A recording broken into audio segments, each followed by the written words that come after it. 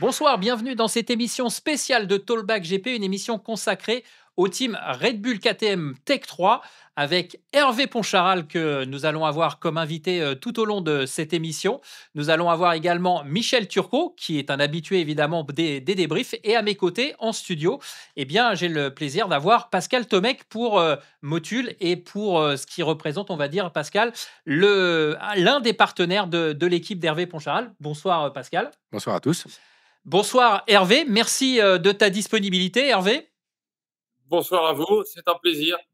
Et bonsoir Michel, puisque Michel est encore de la partie. Il est rayonnant dans son t-shirt Alpine Star. Bonsoir à tous et merci Eric de me faire rayonner et puis salut Hervé d'être avec nous. Voilà, on va claquer des bretelles ensemble, Michel. C'est parfait. Allez, on va tout de suite rentrer dans le vif du sujet pour être très franc, Hervé. Et c'est aussi pour ça que je tenais à te remercier de ta participation, parce qu'on l'entend partout, on ne va pas se le cacher, il y a des problèmes. Mais aujourd'hui, clairement, quelle est la situation et quel impact cette situation de KTM a sur le monde des MotoGP et plus particulièrement sur ton écurie? Évidemment, la situation est pas facile à envisager pour tous les gens qui sont impliqués de près et de loin avec l'entreprise Pira Mobility, qui est donc l'entreprise qui possède la marque KTM, GasGas, Husqvarna, etc. Notre partenaire technique numéro un. On a tous entendu, lu, et moi j'ai eu de nombreuses discussions avec les dirigeants. On a tous eu vent des difficultés financières qui sont en train d'affronter. Elles sont réelles, elles sont importantes. Aujourd'hui, il y a des dettes assez importantes qui existent. Il y a notamment un stock de machines très important, mais ça c'est au niveau monde, qui a mené l'entreprise à fermer l'intégralité de ses chaînes de production en Europe pendant les mois de janvier et février. Donc vendredi dernier, tout s'est éteint, tous les gens qui travaillaient sur les chaînes de production sont rentrés chez eux et ne reprendront que début mars. Donc l'idée, c'est déjà d'économiser tout ce que cet outil peut générer comme coût et aussi de réduire les stocks qui, d'après ce qu'on sait, tournent autour de 130 000 motos. Euh, Ce qui va certainement assainir la situation. On sait aussi que la société Pira Mobility, qui est composée de, encore une fois, plusieurs sous-sociétés qu'on peut appeler des holdings, euh, sont aujourd'hui surveillance de la part d'un administrateur qui a été appointé par tous les gens qui ont à faire face à des impayés, notamment les banques. Et cet administrateur, il a été envoyé par le gouvernement autrichien. Voilà. Donc, à cette heure, tous les comptes sont gelés. Il n'y a pas d'argent qui sort des caisses de l'entreprise Pira Mobility et ils sont en train de travailler sur l'assainissement des comptes euh, au jour le jour.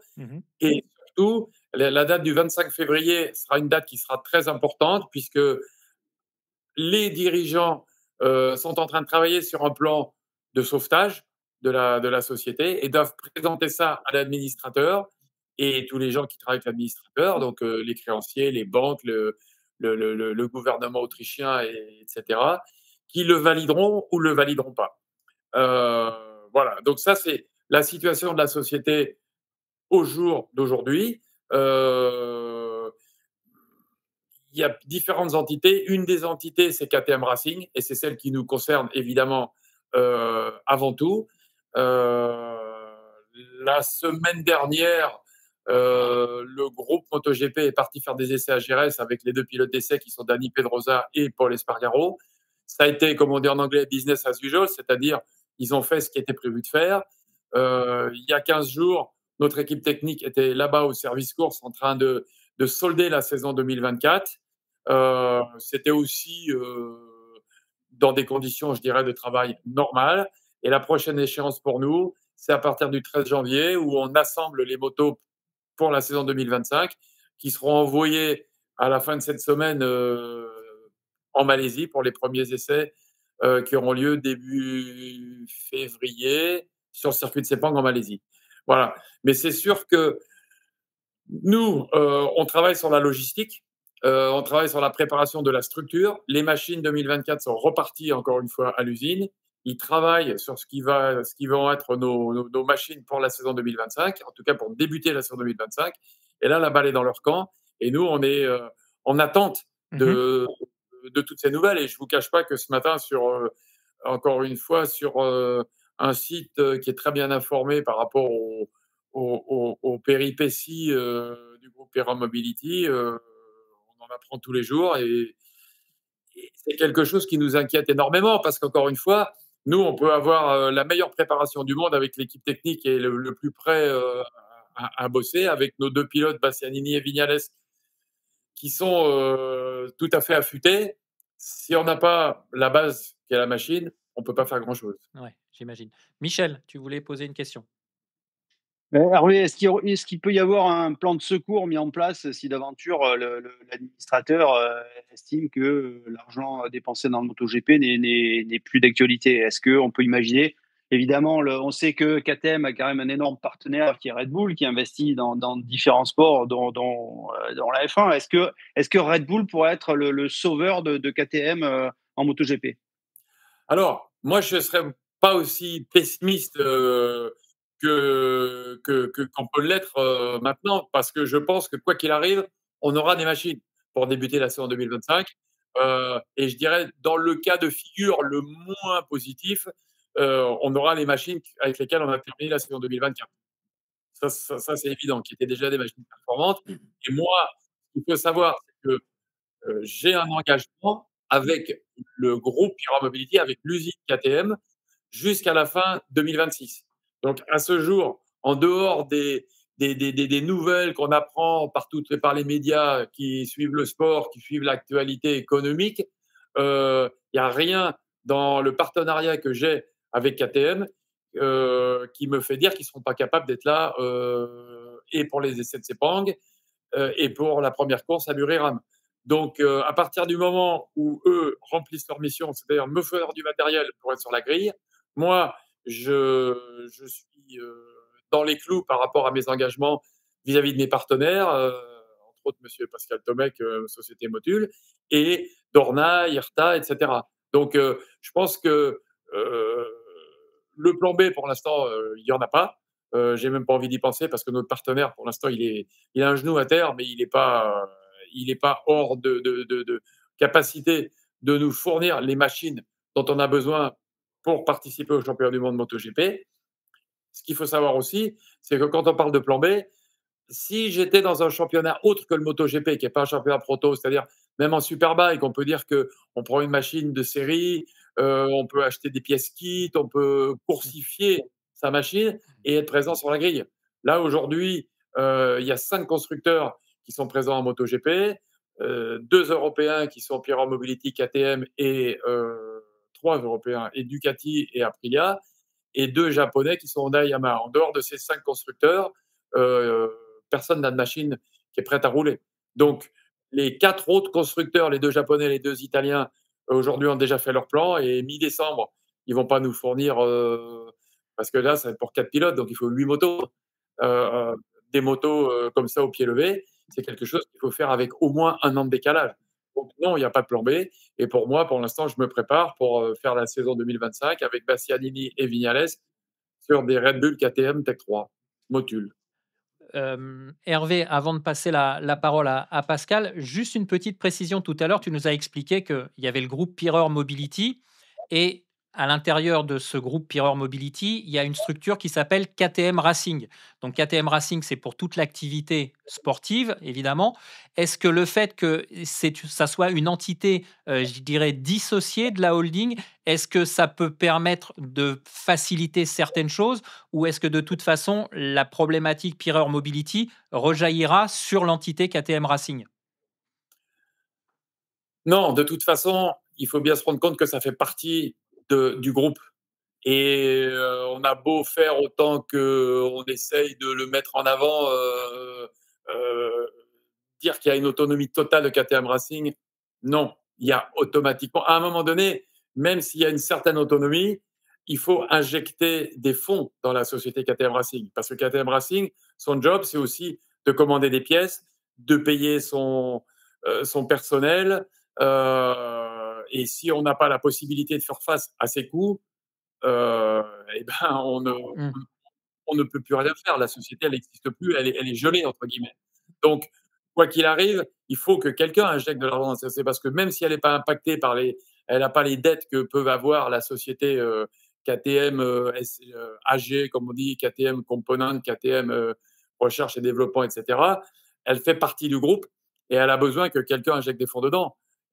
Et elle n'a pas son budget, c'est le budget de la maison mère qui fait partie des activités, on va dire, marketing, publicité, communication. Mais si la société mère ne peut plus injecter d'argent dans la société Racing, la société Racing, sans fonds, elle ne peut pas payer ses factures. Et donc, l'activité s'arrête de facto. D'accord. Pascal, Michel a posé la question à juste titre par rapport au sponsor titre, hein, de l'écurie, KTM en général. Tu représentes Motul. Comment dans ce cas de figure-là, on réagit? Comment on peut, j'allais dire, un petit peu à l'image de la question qu'a posée Michel, aider justement, Hervé et l'équipe Tech 3? Bien, chez nous, on n'a pas de lien avec le constructeur. On a un lien avec le team, et notamment avec donc Hervé. Et lorsque l'inquiétude est pressante, comme ces dernières semaines, le président de Motul appelle Hervé, ou Hervé appelle le président. Les deux hommes s'entendent et la confiance est tellement importante entre ces deux hommes et entre ces deux marques, même Tech 3 et Motul. En fonction de ce que nous dit Hervé, nous, quoi qu'il arrive, on le suivrait partout où il irait. Donc, aujourd'hui, on s'en remet aux informations qu'il peut nous apporter et il est hors de question aujourd'hui qu'on puisse quitter le team Tech 3 pour des raisons médiatiques. On a eu déjà de mal à trouver un Premier ministre.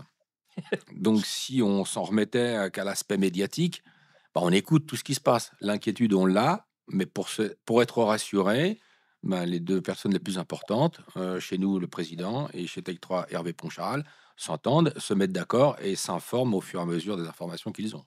Est-ce que ça peut remettre justement dans le cas de figure d'aider, Hervé et son équipe, ça peut aller jusqu'à revoir les conditions du partenariat qui était, celui défini à la base, c'est-à-dire l'an dernier? On se rappelle Mmh. que l'hiver dernier, à Valence, tu étais venu avec Hervé. À l'époque, il avait le petit sticker sur le blouson parce qu'on ne pouvait pas en parler. Mmh. Mais, je dis n'importe quoi, est-ce que vous seriez capable de remettre peut-être un petit peu plus d'argent sur la table pour justement aider?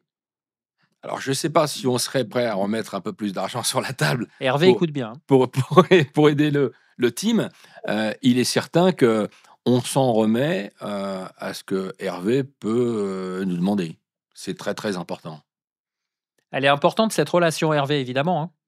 Non, mais je remercie Pascal pour tout ce qu'il vient de dire, qui est quelque chose d'important et qui me touche profondément. Le partenariat Tech 3 Motul, il fonctionne très très bien. Pascal l'a expliqué en quelques mots. Je ne vais pas répéter ce qu'il vient de dire.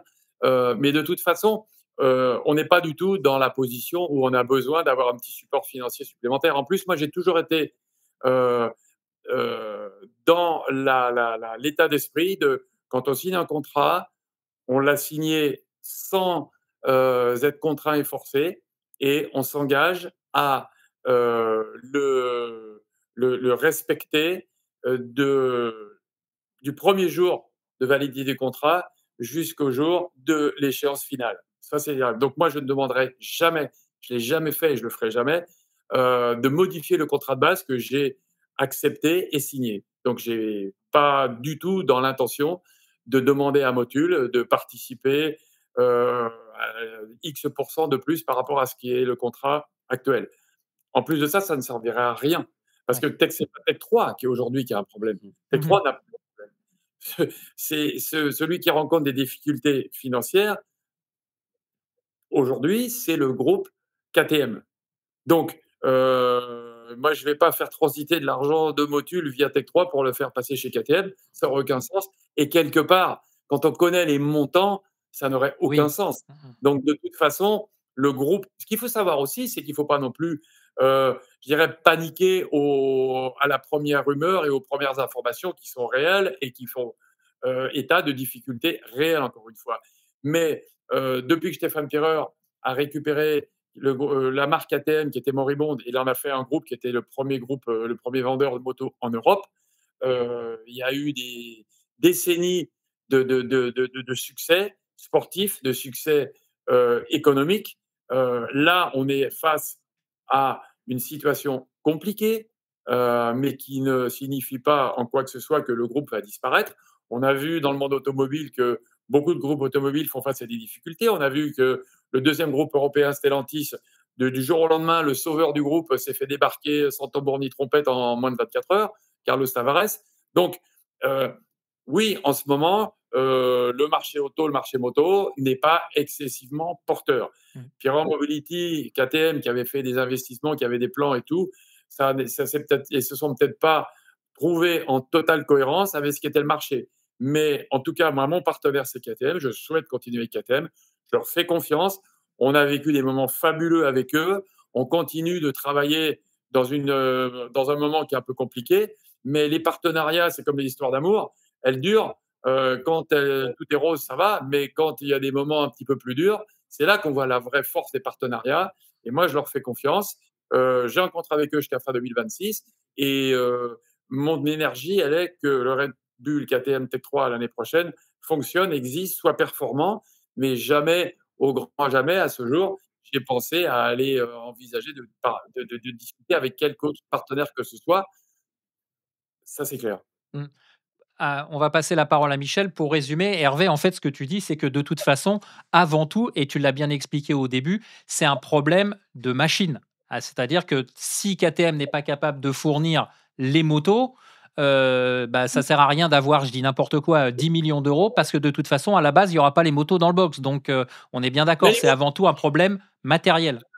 Les motos, on les aura. C'est pour ça que, quelque part, il n'y a pas vraiment de sujet par rapport à ça. Les motos, on les aura. Comme je disais, dans le cas de figure le moins favorable, on aura les motos avec lesquelles on a terminé la saison 2024.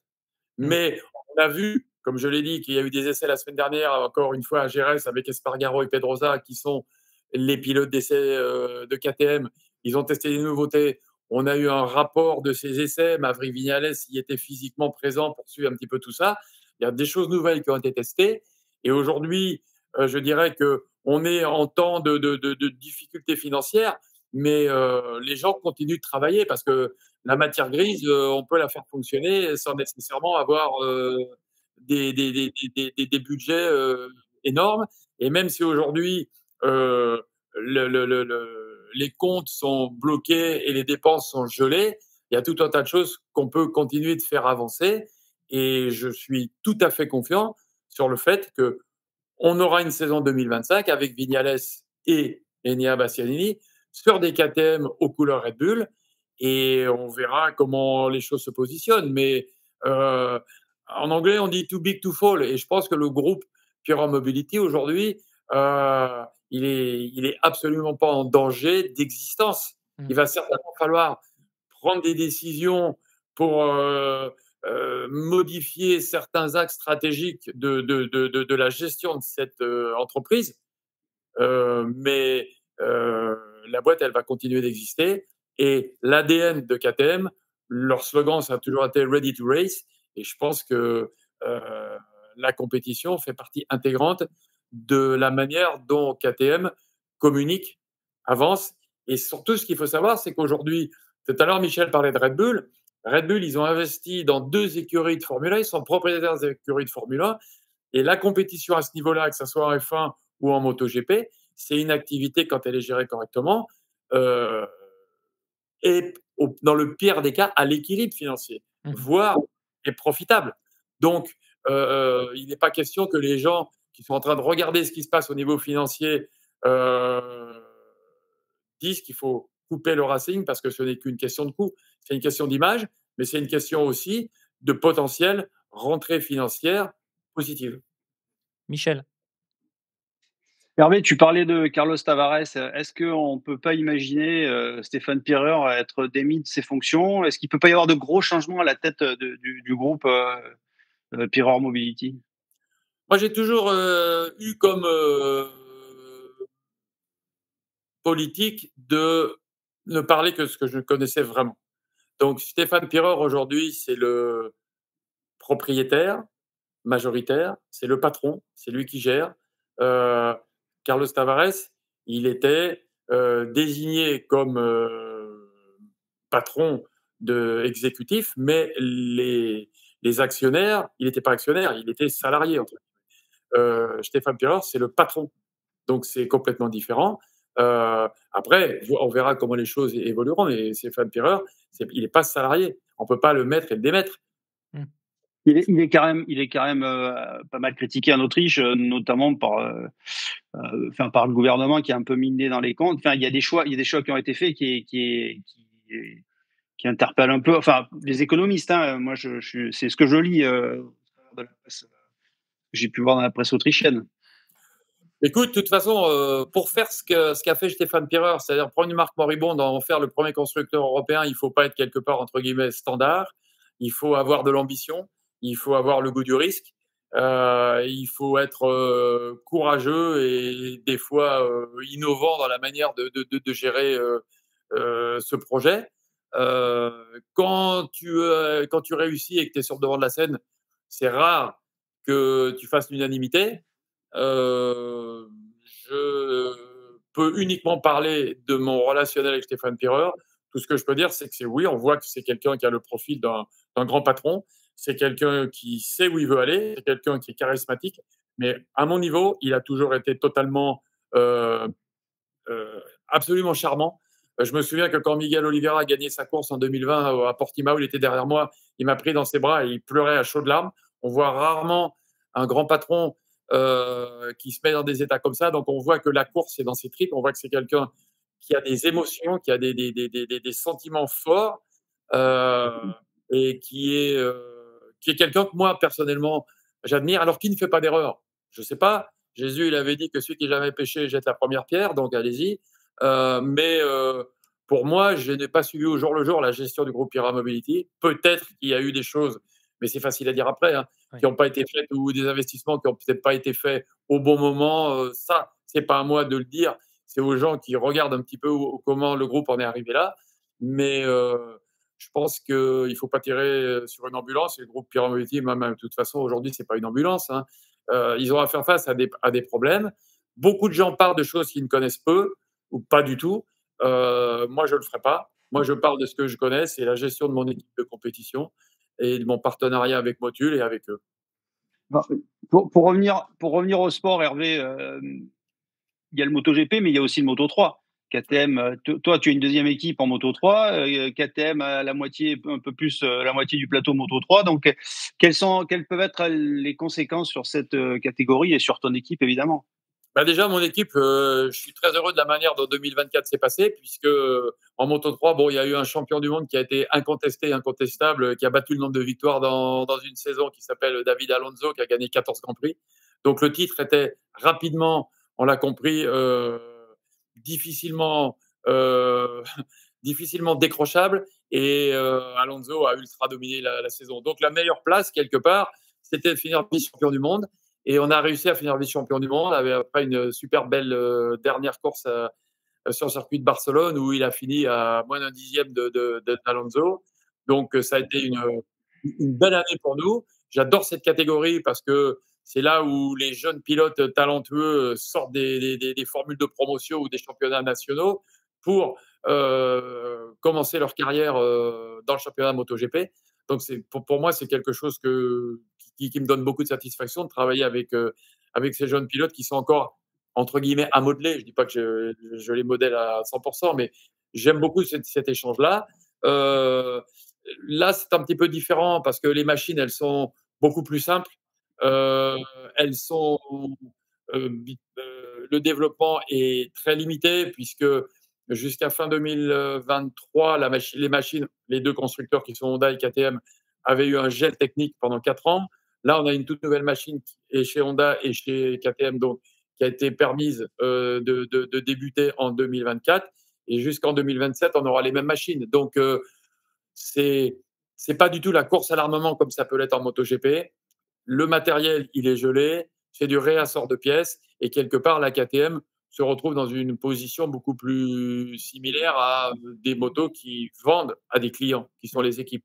Donc là, je pense qu'il n'y aura pas d'impact du tout sur le. Au contraire, ça génère, à mon avis, des rentrées d'argent pour le groupe KTM, la catégorie Moto 3. Donc pas de souci, on aura notre pilote Rulestone qui sera pour sa 2e année, australien, et le nouveau pilote argentin qui s'appelle Valentin Perron, qui est en train de s'entraîner en ce moment d'ailleurs à Sepang pendant 1 mois et demi. Il est parti s'installer en Malaisie. Au niveau, alors, comme tu le disais, hein, Hervé, c'est toujours facile après coup de dire lui, il est fort, mais en fait, il est nul, etc. Est-ce que, paradoxalement, le fait d'avoir aussi KTM, Husqvarna, GazGaz, puisque tu étais le premier concerné, est-ce que finalement, d'aller un petit peu au large comme ça, on ne s'est pas un petit peu aussi perdu chez KTM? Tu vois ce que je veux dire? Finalement, est-ce qu'on n'a pas voulu peut-être se voir un petit peu plus gros que ce qu'il aurait fallu peut-être raison garder, comme disait quelqu'un? Oui, oui, mais encore une fois, après la guerre, on peut faire tout un tas de réflexions sur comment ça aura pu se passer. On peut dire que Napoléon a été trop ambitieux à un moment donné, ou Jules César, ou etc. De toute façon, pour être capitaine d'industrie comme l'est Stefan Pierer, il faut avoir de l'ambition, il faut avoir des idées. On a vu que dans l'automobile, il y a des grands groupes. Il y a le groupe Stellantis, on a parlé, il y a 13 marques. Il y a le groupe VAG, où il y a aussi, à mon avis, au moins une dizaine de marques. Et ça a du sens d'avoir des marques avec des plateformes communes et avec des identités différentes. Donc, chaque marque utilisait des composants techniques qui étaient les mêmes, mais avec une identité plus ou moins différente. Donc, sur le papier, c'était sexy, c'était intéressant.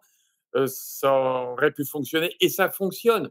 Maintenant, il se trouve que quand on a des plans assez ambitieux, et puis que ces plans ambitieux qui ont été prévus 2 ou 3 ans à l'avance, ils commencent à porter leurs fruits au moment où le marché subit un revers important, des fois, là, c'est pas, les planètes ne sont pas tout à fait alignées.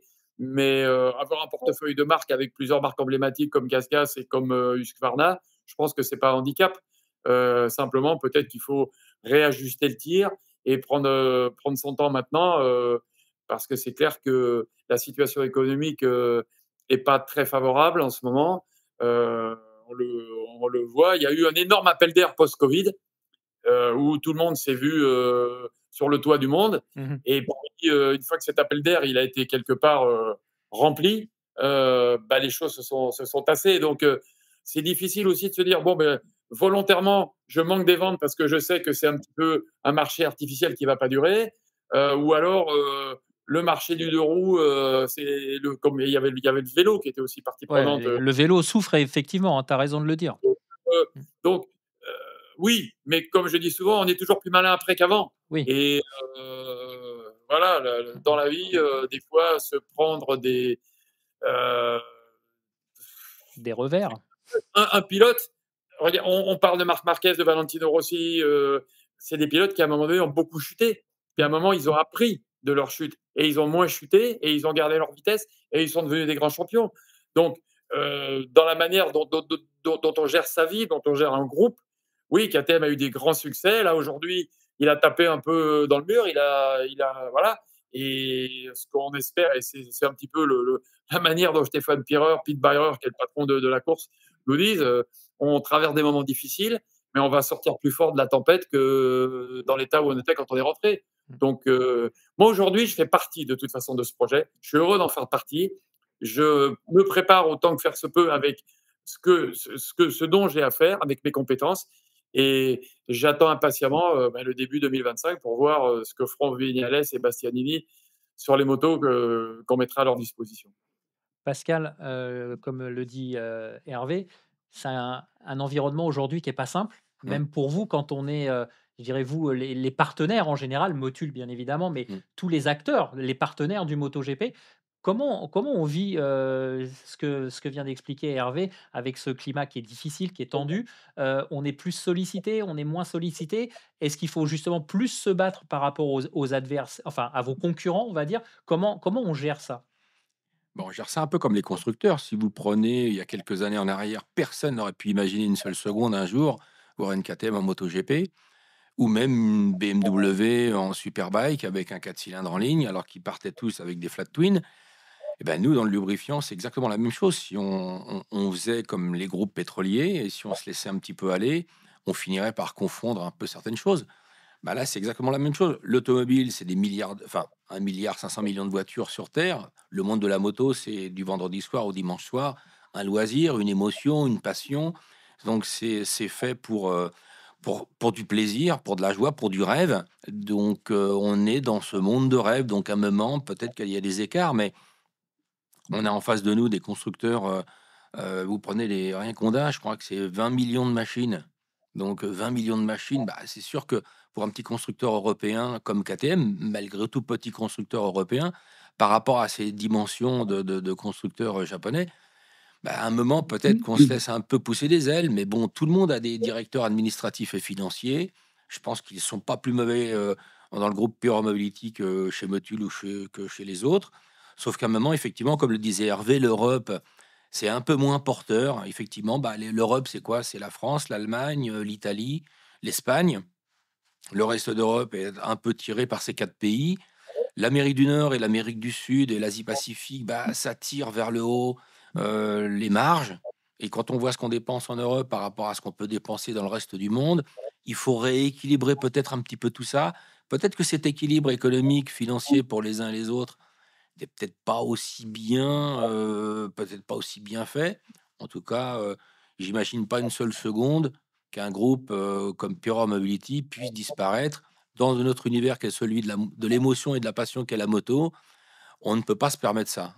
Quand on voit tout ce qui a été fait dans les télévisions, les retransmissions des grands prix, tous ces gens, ces milliers de personnes qui rêvent derrière tout ce que vous transmettez, vous les journalistes, les médias, de rêve et de passion. On peut pas imaginer une seule seconde que le groupe puisse disparaître. Il y a une difficulté. Il faut certainement plus que le monde de la moto se serre les coudes. Bon, je ne veux pas dire qu'on va tous acheter des KTM demain, mais effectivement, il faut qu'on soit tous solidaires et non pas de se dire, bah, tant mieux, parce que si eux, ils disparaissent, ça fera peut-être fonctionner les autres un petit peu mieux. Dans notre univers à nous, c'est pas comme ça que ça marche. Michel, une question? Écoute, des questions, il y en aurait plein à poser Hervé. Moi, celle qui me brûle les lèvres, c'est parler un peu, revenir un peu sur le sport, hein. Oui. Tes pilotes qui arrivent chez toi après avoir quitté pour l'un Ducati, pour l'autre Aprilia, avec une envie de revanche. Là, ils se retrouvent un peu cueillis à froid. On leur dit, ben voilà, l'année prochaine, certainement, le développement va être gelé. Enfin, ils n'auront pas en tout cas l'émulation qu'ils attendaient de leur nouveau partenaire en tant que constructeur. Comment toi, en tant que patron d'équipe, tu arrives à garder le feu sous la marmite pour pas que pour garder cette motivation dans une compétition qui, on le sait, ultra serrée, ultra relevée. Quel est ton job là-dedans? Alors, juste avant de te répondre, je termine la parenthèse précédente. Et je rebondis un peu sur ce que vient de dire Pascal. Ce qu'il ne faut pas oublier aussi, on n'en a pas beaucoup parlé, c'est que chez Pira Mobility, on revient sur le plan économique avant de fermer cette parenthèse, hein, c'est qu'il y a quand même le groupe Bajaj, qui est un groupe indien qui est très, très impliqué dans le capital de Pira Mobility et qui sont là aussi pour faire en sorte que de toute façon, ça ne tombera pas. Il y a aussi les Chinois de CF Moto. Il y a beaucoup de choses qui ont été délocalisées, notamment les petites cylindrées, en Inde et en Chine. Donc, tout ça fait en sorte qu'on a parlé de Red Bull, mais il y a d'autres parties prenantes dans le groupe Pira Mobility et qui fait qu'aujourd'hui, il va y avoir encore une fois, il y a des réflexions sur comment réorganiser, restructurer le groupe. Mais on entend parler de temps en temps et on a évoqué le fait éventuellement la chute du groupe. Je ne pense pas que ce soit l'ordre du jour. Il y a une restructuration qui va se faire, une réflexion sur le business model actuel, mais il y a beaucoup d'acteurs puissants économiquement parlant dans des régions du monde, que ce soit la Chine et l'Inde, qui sont les deux pays les plus peuplés du monde et où les marchés sont les numéro 1 et numéro 2 mondiaux, plus d'euros. Donc tout ça, c'est des choses aussi qui se remettent au crédit du groupe Pira Mobility. Donc on arrête de parler de ça.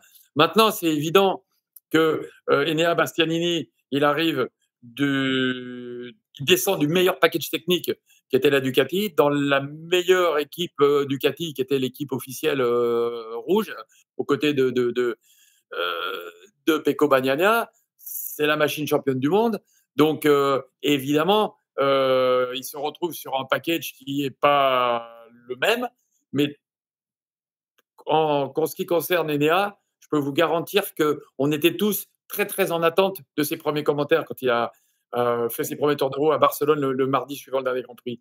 Et ce n'est pas de la communication positive où je raconte le contraire de ce qui s'est passé. Il nous a dit, je me sens bien, j'aime cette moto, il y a du potentiel, il faut que j'adapte un petit peu mon style de pilotage, mais il y a certains paramètres, pas l'intégralité, je ne suis pas en train de dire que la KTM 2024 était supérieure à la Ducati GP24, mais il y a des choses que je pense qui me conviennent mieux sur cette machine. Et c'était encore plus évident du côté Vignales, où là, il était vraiment séduit par la machine. On n'a pas fait de time attack en fin de journée parce qu'il faisait plus froid et on n'avait pas envie. Puis déjà, Bastianini, il nous en avait mis une chiffon, donc on a dit on arrête les frais là. Mais le feeling, le sentiment mardi soir, à la fin de la dernière séance d'essai de l'année 2024 de Bastianini et de Vignales, sincèrement, en n'étant pas du tout, en vous disant vraiment ce qui s'est passé, ce qu'on a entendu, il était hyper positif. Alors c'est vrai que toutes les nouvelles dont on vient de parler, c'est quelque chose qui ne peut pas ne pas les atteindre, ne peut pas faire qui nous pose des questions, qui pose des questions à Pete Byrer, etc. Donc c'est pas la meilleure des choses qui puisse être faite parce qu'on sait très bien, je dis souvent, a fast rider, un pilote rapide, is a happy rider et un pilote heureux. Donc il faut tout faire pour que eux, dans leur tête, ils soient le mieux possible, ils sentent que leur environnement est vraiment tout à fait à leur écoute et est là pour les aider autant que faire se peut, et même plus que ça, et confiance et croient en le projet. Donc là, c'est sûr qu'il peut y avoir des petits bémols à ce niveau-là.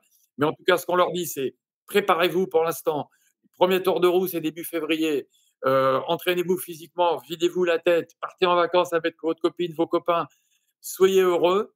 Et nous, notre job, c'est de vous donner la meilleure machine possible en début de saison 2025. Après, on sait très bien que techniquement parlant, les motos ne vont plus énormément évoluer. Alors, il y a les usines japonaises qui ont droit à des super concessions, mais les Ducati, les KTM et les Aprilia, ils sont déjà en train de travailler sur les machines 2027. qui auront à faire face à la nouvelle réglementation 2027. Donc, on sait que les moteurs sont gelés. Donc, ce qu'on aura début 2025, et chez Ducati, et chez KTM, et chez Aprilia, ça sera les moteurs qui finiront l'air 1000 cm3, c'est-à-dire jusqu'à la dernière course du championnat 2026. Donc là, l'impact, il faut du non-développement, entre guillemets, il faut le prendre avec des pincettes. On sait aussi que de toute façon, ça ne coûte pas d'argent de travailler sur la gestion de l'électronique, tout un tas de paramètres qu'on peut régler sur le package qu'on a actuel, parce qu'il y a la capacité globale de performance d'un package technique, mais il y a la manière aussi, et c'est qui est peut-être encore plus important, dont on adapte ce package à son pilote, à ses demandes qui sont bien spécifiques, parce que chaque pilote a besoin de choses différentes. Et là, il y a peut-être plus à gagner que d'essayer un aileron comme ci ou un bras aussi. Donc, non, je suis pas. Je pense que les machines qu'on a testées à Barcelone post-dernier Grand Prix seront compétitives. J'en suis certain. Hervé, Pascal a une question pour toi. Il fait Oui. notre boulot. Ouais, Hervé, est-ce que tu peux nous raconter de comment s'est passée la rencontre avec Enea Bastianini et puis Vignales?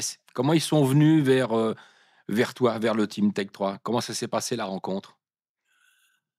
Bah, de toute façon, les pilotes, ils ont tous plus ou moins les mêmes durées de contrat. Donc, la plupart signent des contrats de 2 ans et tous les Top Gun, on va appeler ça comme ça, si on veut, les pilotes qui sont sur le devant de la scène du MotoGP, arrivaient en fin de contrat, fin 2024.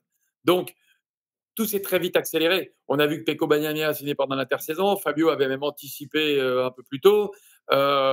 Et très rapidement, le jeu des chaises musicales s'est avancé, a été effectif. Et l'écurie qui fait rêver avant tout, c'est évident, c'est ce qu'on appelle les rouges, c'est les Ducati officiels. Bon, à partir du moment où Marc Marquez a été choisi pour succéder à Bastianini et donc que l'écurie Factory Ducati, c'était Bagnaia et Marquez pour les 2 prochaines années, qu'on savait Pramac partant de chez Ducati, les bonnes places, c'était quoi? C'était KTM, parce qu'il faut se rappeler ce qu'on faisait en début de saison avec Acosta, même ce qu'on a fait jusqu'à la fin.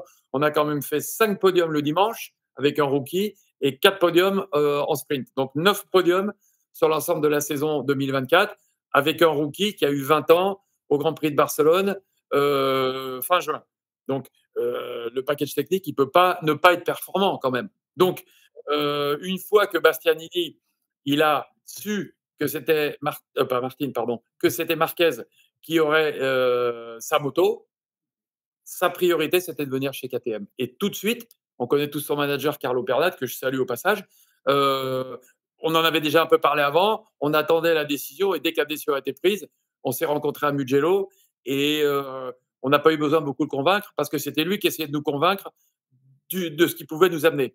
Donc, c'est très plaisant quand, en fin de compte, on a une union qui se forme pour 2 saisons. C'est long, il y a beaucoup de choses à traverser pendant 2 années, mais que ça se fait sur un désir commun et qu'il n'y a pas une partie qui a poussé plus que l'autre. Il y a eu des détails à régler, évidemment, vous pouvez les imaginer, mais la volonté de travailler ensemble, elle a été quasiment automatique dès qu'on a su que Enea a su que Marquez allait le remplacer. Et Vignales, c'est même encore plus fort parce que lui, depuis les essais hivernaux qu'on a eus avant que la saison débute, il a fait la queue devant nos bureaux, nos hospitalités et tout pour à chaque fois venir nous voir et dire pensez à moi, pensez à moi. Il a un souvenir incroyable de son partenariat avec KTM, la saison 2000, la saison pendant laquelle il a gagné son titre de Moto 3, je ne me souviens plus si c'est 14, 15, je ne sais plus. En tout cas, et il a toujours eu en tête de rouler sur une KTM en MotoGP. C'était son, je vais peut-être pas dire son obsession, mais en tout cas, il a quand même fait Suzuki, il a fait Yamaha, il a fait Aprilia, et là, il avait vraiment envie de travailler avec KTM. Donc, ça s'est fait naturellement, et ça a été une volonté qui a été des deux côtés. Et la réunion s'est faite relativement facilement. On n'a même pas eu trop à discuter des conditions des contrats parce qu'il y avait une vraie volonté de travailler ensemble. Et à ce moment-là, je peux vous dire que la semaine qui a suivi le Mugello, on était vraiment très, très heureux de pouvoir annoncer Bastianini et Maverick Viñales, même si on venait de perdre, entre guillemets, notre pépite Acosta. On va y revenir justement sur la saison 2024, Hervé, parce que justement, ça demande à être un petit peu développé. Moi, j'ai juste une question chronologique. Quand ils sont venus, Maverick et Enea, est-ce que lorsque l'un s'est engagé, il savait qui était l'autre et vice-versa? Tu vois ce que je veux dire? Quand Maverick a signé, est-ce qu'il savait que ça serait Enea? Ou quand Enea a signé, est-ce qu'il savait que vous aviez parlé respectivement des uns et des autres? Oui, ils le savaient, mais j'allais dire, ça les importe peu. Parce qu'un pilote, il est très, et c'est normal, égocentrique, à l'écoute de ce dont il a besoin, de ce dont il a envie et de ce dont il lui faut pour pouvoir performer. Et quelque part, en tout cas, que ça soit du côté de Bastianini ou du côté de Viñales, il n'y a pas eu de commentaires particuliers en disant qui va être mon coéquipier. C'était quand même un petit peu de notoriété publique que les deux pilotes, ils étaient favoris et ils étaient en négociation. Mais en tout cas, ça l'a pas particulièrement, ça les a pas questionnés. Mais je pense qu'il y a un profond respect de l'un pour l'autre. Et on dit toujours que le premier pilote qu'on veut battre, c'est son coéquipier. Et on dit aussi souvent que les pilotes, ils veulent avoir un coéquipier fort pour les pousser. Donc là, je pense que Bastianini Viñales, c'est d'un niveau très très proche. C'est des vainqueurs de Grand Prix. Et en 24 aussi. Et je pense aussi que le line-up global de KTM, entre Binder, Acosta, Bastianini et Viñales, il est fabuleux. C'est pour ça qu'on espère vraiment qu'on aura tous les éléments pour pouvoir utiliser ce line-up à sa quintessence. Justement, une dernière question par rapport à ça, puis on va revenir sur la saison 2024, Hervé, si tu le veux bien. Enea Bastianini, Maverick Viñales, tu le situerais où, cet équipage, entre guillemets, par rapport à tous les pilotes que tu as vus défiler chez Tech 3? Est-ce que c'est l'un des meilleurs tandems que tu as eu au sein de Tech 3 en MotoGP ou en Grand Prix? Souvent, je dis que l'équipe idéale, c'est quand on a deux jambes qui sont quasiment aussi fortes l'une que l'autre. Parce que c'est vrai que quand on a une jambe qui est moins forte que l'autre, bah, on boite. Et on a eu des équipes avec des pilotes très forts depuis qu'on est en MotoGP, mais rarement deux pilotes d'un même niveau. Cette année, on avait clairement Acosta qui surpassait Fernandez. Je pense que la dernière saison, on a eu deux pilotes qui étaient vraiment d'un niveau à peu près équivalent. C'était quand on avait Crutchlow et Dovizioso en 2012. Mais Michel, on a. aide un peu. Comment? Non, je disais à Michel qu'il pouvait reprendre les dates si ça t'échappait un petit peu. Non, je crois que c'est 2012. Je crois que c'est 2012. Mais sans ça, on a souvent eu un pilote jeune, un pilote rookie avec un pilote plus expérimenté, et toujours eu un petit peu un niveau qui n'était pas très homogène. Là, je pense sincèrement que, on vient de le dire, les deux pilotes ont été champions du monde. Moto 2, Vignales, Bastianini, Moto 3, Vignales. Ils ont gagné des courses de MotoGP dans la saison qui vient de se terminer, qui est la saison 2024. Donc, ils sont au top de leur, de leur potentiel. Et se retrouver avec deux pilotes comme ça au départ de la saison qui arrive, je crois que ça ne nous est jamais arrivé. Donc, je dirais pas que l'un et l'autre, ils sont plus forts que tous les pilotes qu'on a eus, mais un équipage homogène de ce niveau, c'est la première fois qu'on a ça. Michel, tu as peut-être une question juste pour terminer sur le côté 2025 avant de revenir sur 2024?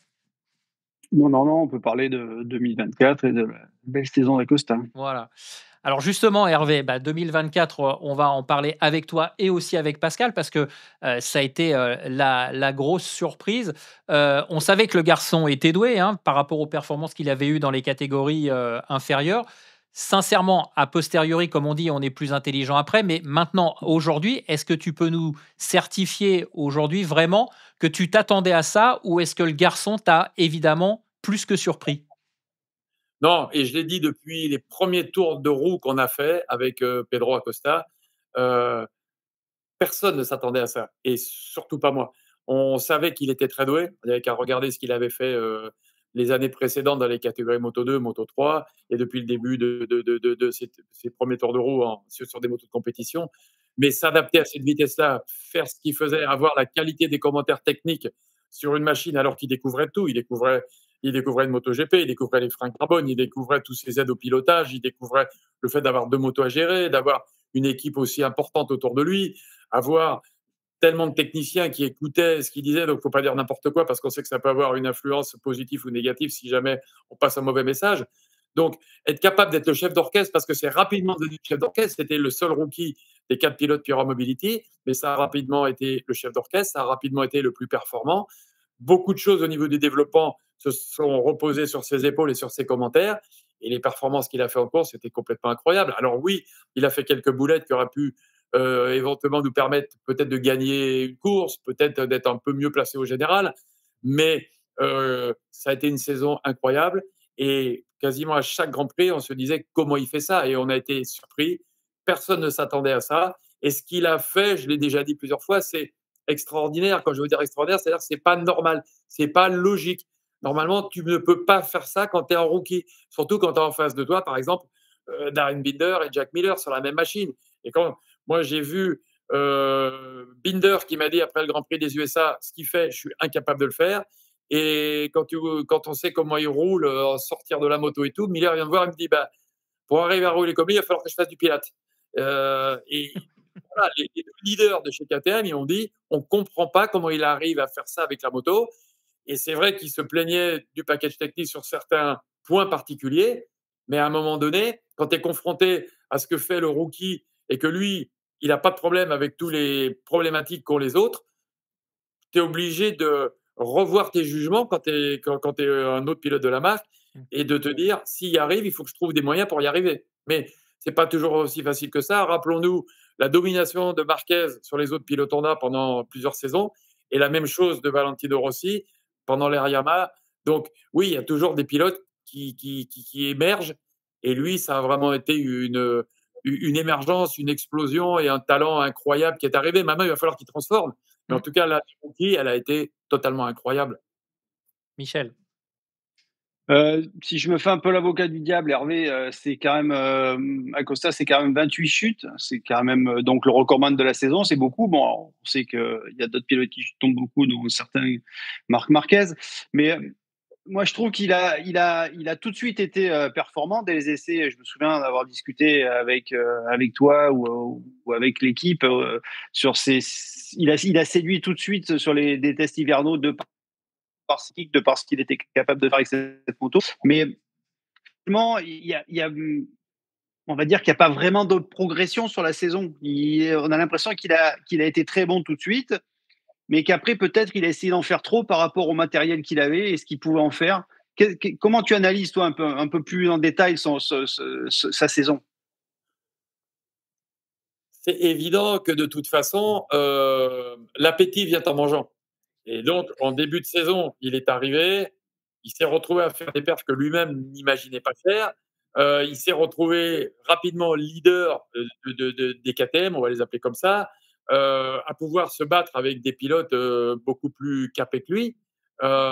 Et t'en veux toujours plus. En plus, même si jamais les pilotes ils te disent qu'ils sont insensibles à ce qui se dit, à ce que les médias racontent, évidemment qu'il avait envie de gagner un Grand Prix pendant son année rookie. Évidemment qu'il y a des moments, il a poussé un petit peu plus qu'il aurait dû, ce qui a amené à des chutes. Tu ne peux de toute façon comprendre là où est la limite de la moto que quand tu vas à la limite, tu la tutoies. Et quand tu tutoies à la limite, tu chutes plus que quand tu gardes un peu de marge. Tu m'as dit que oui, les Crash Kings, les rois des, des chutes, c'est Marquez le plus expérimenté, quasiment le plus vieux maintenant de la grille, avec le moins expérimenté et le plus jeune qui est le rookie Acosta. Ça prouve que quand tu as des pilotes qui sont attaquants, qui cherchent la limite, qui essaient de s'adapter à leur matériel, parce que Marquez, il sait aussi, il a essayé aussi de s'adapter à un nouveau matériel qui était la Ducati. Que tu sois jeune, vieux, avec ou pas d'expérience, tu es confronté à ce genre de chute. Mais quelque part, j'ai envie de dire, je préfère qu'un pilote il fasse la saison d'Acosta avec 9 podiums pendant son année rookie et 28 chutes que 8 chutes en finissant 10e de chaque course. On est là pour performer, on est là pour tutoyer la limite. On a eu des courses ou des séances d'essai où on a eu 17, 18 pilotes dans la seconde, voire des fois 18 pilotes en 7, 6, 7 dixièmes. Donc, évidemment que tout le monde est au maxi complet. Le format des week-ends, en plus, où maintenant on a le vendredi matin, qui est une séance libre où on essaye un petit peu tout ce qu'on peut essayer avec un peu moins de pression. Et dès le vendredi après-midi, c'est la qualif, qui est cruciale, cette séance de vendredi après-midi, parce qu'elle détermine la place sur la grille, et pour le sprint du samedi, et pour la course du dimanche. Donc là, on dégoupille, on est à fond. On n'a peut-être pas eu assez de recul pour tester tout ce qu'on a à tester. Et oui, on prend des risques. On prend des risques. Mais je ne pense pas qu'il y ait une petite baisse de régime, parce que quand tu regardes pour moi, le Grand Prix où il a été le plus performant, c'était le Japon, qui est tout près de la fin du championnat. Il fait la pole, première pole de sa carrière en MotoGP. Il mène toute la course sprint et à 2 tours et demi de la fin, il tombe. Alors que Bagnaia, il était à 1 seconde et demie derrière, il avait abandonné. Et là, c'est une erreur débutant. On lui a dit, mais tu avais déjà 1 seconde et demie et tout. Ouais, mais je suis arrivé sur la bosse. Enfin bon, une petite boulette. Et le lendemain, on lui dit, là, tu as ton deuxième joker, fais pas l'idiot. Et il dit, il était deuxième. Bagnaia me gênait. Oui, mais Bagnaia gênait, c'était le deuxième tour. Tu pouvais prendre ton temps. Donc, évidemment, il est rookie. Et tu n'as pas la même perception quand tu joues un titre comme Martin et Bagnaia. Quelque part, qu'ils finissent 4, 5 ou 6 au championnat, ce n'était pas important pour lui. Lui, il voulait continuer d'être le meilleur KTM, il voulait continuer de faire avancer sa carrière, de se battre pour des pôles, des records du Tour, et éventuellement décrocher sa première victoire en MotoGP pendant sa saison rookie. C'était ça après quoi il courait. Donc, quelque part, il préfère chuter en tête, même si jamais il n'y a rien de plus douloureux que de chuter en tête à 2 tours de la fin, que de se retrouver englué dans le peloton et à finir la course en disant ouais, la moto, ceci, cela. C'est des pur sang. C'est des pur sang. Et ils tutoient en permanence la limite. Et ils sont tous tellement près de la limite que quand tu as un peu moins d'expérience comme lui, que tu es un peu un jeune chien fou, on va voir comment il va gérer tout ça pendant la saison qui arrive et qui sera l'an 2. Pascal, par rapport à ce que dit, Hervé, donc personne ne s'attendait à cette explosion. Quand on est partenaire comme ça et qu'on a un diamant brut qui explose, c'est du pain béni, non? Ah, pour nous, c'est plus que du pain béni. Donc, partout où on se déplace commercialement, tout le monde nous dit: «Ah, vous avez de la chance, vous avez tiré le bon numéro en étant Tech 3 et en étant Gaz et en étant avec Pedro Acosta». Donc nous, la marque d'huile, elle passe quasiment sous silence quand vous avez des annonceurs comme Red Bull, donc ça anime les soirées, ça anime plein de choses. Nous, le lubrifiant, pour qu'il soit animé, il faut qu'on soit devant. Si on est derrière, on n'est pas animé du tout. Là, on a été devant toute la saison dans le monde de l'animation. Donc tout le monde nous a le monde entier, hein, les 178 pays où la marque Motul est représentée, tout le monde a été unanime à dire: «Mais qu'est-ce que vous avez animé le championnat avec Tech 3 et Pedro Acosta». Pour nous, c'est magique. Au niveau justement, au niveau communication, on Vous va avez une marque et vous l'avez aussi animé, Pascal, en gagnant le titre avec Jorge Martin, qui était Motul. Bravo à vous, bravo à Pramac et bravo à Martin. Oui, vous étiez Oui, oui, bon, mais tu sais, comme on est chez Motul, on est très humble, là. Donc, Non, mais j'aime bien parce que Pascal tout à l'heure posait les questions pour nous. Là, c'est Hervé qui fait les relances. On est entre nous, c'est parfait, c'est parfait. Merci beaucoup, Hervé. Non, ce que je voulais dire, c'est quand on arrive comme ça, justement, on voit il y a cette pépite qui monte, qui monte. On en fait plus en communication. On arrive à communiquer ou est-ce que, sans rentrer dans les détails, il y a des contrats qu'il faut respecter? Est-ce qu'on peut utiliser l'image, etc. C'est un petit peu une question un petit peu annexe, mais comment on gère ça? ouais, on en fait plus. Là, on est champion du monde comme en MotoGP avec effectivement, avec Martin, mais Acosta a tellement animé le MotoGP qu'on a fait énormément de posters, ce qu'on ne fait en principe pas. Donc là, on a fait des posters parce qu'effectivement, on s'est retrouvé sur le toit du monde. Non seulement avec le titre, mais aussi avec l'animation qui a été faite toute la saison. Donc, n'oublions pas non plus que l'histoire du gamin est belle. Hervé pourrait le confirmer. Il est fils de pêcheur, donc et c'est pas un pêcheur, industriel. Mmh. C'est un petit port de pêche, donc tout ça, ça a animé l'activation de ce gamin, d'où il vient, donc ce qui fait rêver énormément de jeunes. Nous, ce qui nous anime aussi, c'est, bah, un team français. On a quand même la chance en MotoGP d'avoir un team manager, une écurie française, avec des mécanos qui sortent des écoles de mécanique de France, à l'INCM ou le Garac et autres, ou Le Mans Sud. Tout ça, ça fait partie de l'animation qui tourne autour de Tech 3, autour de Motul et autour de ce MotoGP. C'est tout ça qui font rêver énormément de jeunes et le mot rêve prend tout son sens quand il se passe en plus une pépite comme Pedro Acosta, quoi. Il y a eu plus de retombées avec Pedro Acosta ou avec le titre, comme je rebondis sur ce que vient de dire Hervé, parce qu'il m'a donné des munitions finalement. Jorge Martin, Pedro Acosta, ça a été pour vous, ça a été un dilemme ou vous avez pu communiquer et gérer les deux? Bah, on peut communiquer, mais c'est relativement délicat. Le team cesse d'être avec une marque de moto à la fin de l'année 2024, pas sur une autre marque de moto. La communication qui sera faite pendant toute la saison 2025 ne sera plus faite de la même manière, avec les mêmes partenaires et la même machine, le même constructeur. C'est toujours délicat, c'est difficile même. Alors que là, on s'inscrit beaucoup plus dans la durée et on est bien plus proche chez nous que chez les autres. Donc là, c'est peut-être plus facile avec Tech 3 et une KTM. Même si vous allez perdre Pedro Acosta, puisqu'il est statut officiel. Oui, mais comme le dit Hervé, Bastianini et Vignales, ça anime le championnat. Ils sortent de chez Ducati, la rouge. L'officiel Aprilia, qui a montré aussi pas mal de performances. Et ils se retrouvent dans un team satellite, mais KTM. Donc ça veut tout dire. D'ailleurs, Pramac est un team satellite et Oui. pas un team factory. Et pour une première fois, on a un team satellite qui gagne le MotoGP. Donc c'est aussi une pierre en plus à l'édifice. Une question pour toi, Hervé, maintenant, et je rebondis un peu par rapport à ce que disait Michel. Est-ce que tu penses aussi que le côté un petit peu peut-être stagnation de Pedro, c'est justement, comme tu l'as dit aussi, il a pris le meilleur sur les pilotes officiels, sur Binder et sur Miller, et après, l'usine est venue vers lui pour lui demander des choses. Est-ce que ça aussi, ça l'a peut-être pas un petit peu peut-être gêné, ou en tout cas, lui a imprimé trop de pression? Alors, pour répondre à ta question, je vais rebondir sur ce que vient de dire Pascal. C'est que non, mais c'est que il y avait quand même eu une chose incroyable. L'année dernière, Pramac a été la meilleure équipe MotoGP et cette année, ils ont décroché le titre pilote et c'est une équipe indépendante. Mmh. Il faut se sortir de l'idée et du jugement que les équipes indépendantes, c'est les équipes B. Ça l'a été très longtemps, jusqu'à ce que je quitte mon constructeur japonais. Euh, mais aujourd'hui, toutes les usines, y compris Yamaha, que Pramac va rejoindre, ont compris que avoir 4 motos, il fallait qu'elles aient les mêmes spécifications, qu'elles soient du même millésime pour que les commentaires, le feedback des pilotes soient utilisables pour faire avancer le développement du matériel. Donc ça, c'est clair. Il n'y a plus d'équipe A, d'équipe B. Il y a des équipes qui ont le même support technique. L'année prochaine, d'ailleurs, visuellement, les 4 KTM, ça sera des Red Bull KTM. Il y en a une qui sera Red Bull KTM Factory, l'autre qui sera Red Bull KTM Tech 3, Motul. Mais non seulement la livrée, la présentation, les specs techniques et les pilotes sont signés par l'usine. Donc, c'est tout des motos d'usine. Donc, il y a 4 motos d'usine chez KTM, comme il y avait 4 motos d'usine chez Ducati, comme il y aura 4 motos d'usine chez Yamaha, il y a 4 motos d'usine chez Honda, etc. et chez Aprilia. Donc, il faut se sortir l'esprit qu'il y a des pilotes qui sont handicapés par rapport à un statut de pilote B dans une équipe B. C'est plus vrai.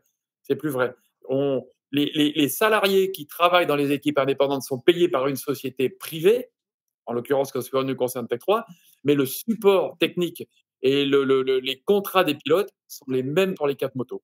Donc, ça m'a fait plaisir et la mise en la preuve que c'est quelque chose qui est vrai et qui fonctionne, c'est que beaucoup de gens doutaient que l'usine, notamment Ducati, permettrait à une équipe indépendante de battre leur équipe officielle et ils auraient pu éventuellement interférer en jouant sur des paramètres techniques. Et j'ai lu notamment des anciens pilotes qui étaient complètement obsédés par le fait que jamais une usine tolérera que son équipe privée gagne. Je suis très content que Martin et Pramac aient prouvé le contraire. Et donc, aujourd'hui, non, par rapport à ta question, Pedro Acosta, il était équipé de la même manière qu'étaient équipés Binder et Miller. Et ses commentaires, ils étaient utilisés et écoutés de la même manière que les autres pilotes écoutés. Et bien souvent, tu écoutes et les commentaires du pilote qui est le plus rapide, c'est ceux qui sont le plus écoutés et les directions techniques, et généralement, on suit le meilleur pilote de la marque quand il arrive. Hein. Donc, il a beaucoup participé à mettre le doigt sur « je veux ce châssis-là, c'est celui-là qu'il faut développer, cet aéro-là, non, je préfère celle-ci », etc. Et c'est tout l'intérêt d'avoir 4 pilotes pour qu'une usine elle avance plus vite, parce que quand tu as 4 retours d'information, tu en as 2 fois plus que si tu en avais 2. Ouais. Michel, une dernière question? Non, écoute, pour moi, tout est bon. Tout est bon? Alors, écoute, Oui. Oui, vas-y, Hervé, tu as une question peut-être. On est proche de Noël, donc je voudrais bien avoir un sweatshirt comme celui de Michel Turcot au pied du sapin. Donc, si Michel il peut m'en plaisir. Voilà. Non, Hervé, par contre, si tu veux, je peux t'offrir des livres. Tu vois, j'en ai plein. Je t'emporterai un si tu veux. J'adore tes livres, mais j'adore les dédicaces. Ouais. Et la deuxième chose, c'est qu'on a parlé de Pedro Acosta et Pascal a mentionné que son papa était pêcheur. Et c'est vrai qu'en très peu d'années, on voit quelqu'un qui a vraiment aucun moyen financier, aucune connaissance dans le milieu de la moto. Et ben, s'il a le talent, il arrive à passer par la Rookies Cup, le Moto 3, le Moto 2 et devenir top pilote de MotoGP à 20 ans. Et ça, c'est génial. Ça prouve que quand on entend des gens qui disent « Oui, mais moi, je ne connais pas celui-là, je ne connais pas ci, j'ai pas d'argent, mon père, il n'a pas ça, ou ceci », des fois, c'est un petit peu, je dirais, des postures pour cacher un manque de performance. Des Et excuses. on termine avec le pêcheur, c'est pour ça qu'on l'appelle le tiburon de requin. Batia, le requin. Aujourd'hui, il y a une chose que je tiens à célébrer avec vous, c'est que Paul Watson a été libéré. Voilà, on a fait la boucle. On va parler de pêcheurs. L'autre partie, le patron de Sea Shepherd est maintenant libre de pouvoir continuer à défendre les baleines. Vive les baleines! Très bien. Écoute, Hervé, j'allais te dire qu'est-ce qu'on peut te souhaiter pour ces fêtes de fin d'année. Je crois que tu viens d'y répondre à cette question. En tout cas, encore une fois, on te remercie. Et Watson qui reprend la mer. Très bien. Non, mais merci beaucoup, Hervé. Merci surtout d'avoir répondu franchement à toutes ces questions un peu embarrassantes et poil à gratter de ces débuts d'émission. On te souhaite d'excellentes fêtes de fin d'année. Évidemment, le meilleur par rapport à la situation pour que tu puisses justement, avec Enea Bastianini et Maverick Viñales, disputer la meilleure saison possible en 2025. Et puis, tout simplement, on te donne rendez-vous très, très vite à l'année prochaine. Merci en tout cas.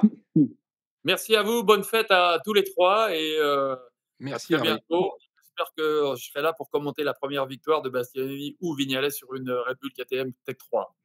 Michel, merci aussi de ta présence. On sait que ton temps est compté, toi aussi, puisque dans quelques jours, tu vas partir, non pas offrir ton t-shirt à Hervé Poncharal, mais du côté du Dakar, hein, c'est ça? C'est ça, c'est prévu comme ça, ouais. Je vais passer le jour de l'an dans le sable saoudien.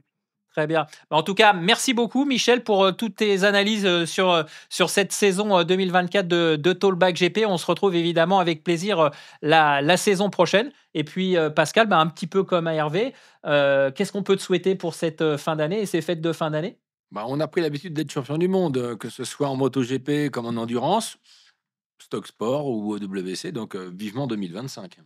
Bon, bah, en tout cas, merci beaucoup de ta Mais je vous présence en prie à tous. aujourd'hui à mes côtés, Pascal. Voilà, j'espère que cette émission qui a été un petit peu plus longue que d'habitude bah, vous aura permis d'avoir un éclaircissement sur la situation. Vous l'avez entendu, hein, Hervé Poncharal, il a évoqué tous ces problèmes sans langue de bois. Donc maintenant, prenez bien en compte tout ce qui a été dit dans cette émission et faites la part des choses dans ce que vous pouvez lire à droite et à gauche. En tout cas, nous, on a pris énormément de plaisir à réaliser cette dernière émission de la saison 2024.